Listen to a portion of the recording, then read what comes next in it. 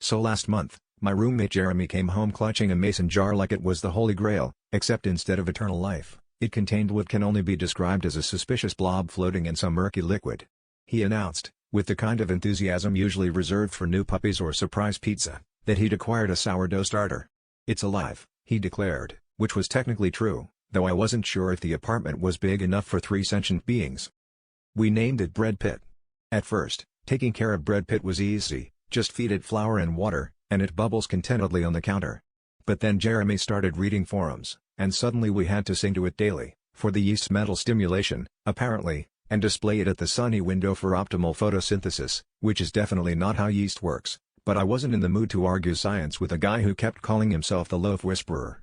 Next thing I know, Jeremy's knitting at a tiny scarf in case it gets cold at night. Things got really out of hand when Bread Pit started getting mail. Literal fan mail. Someone from the building left a note on our door, "Love your starter, keep up the good work." Then a small envelope arrived addressed to the most rising star at apartment 4B.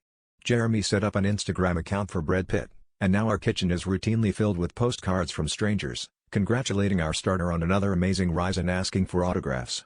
I swear, at one point, I saw Jeremy practicing Bread Pit's signature.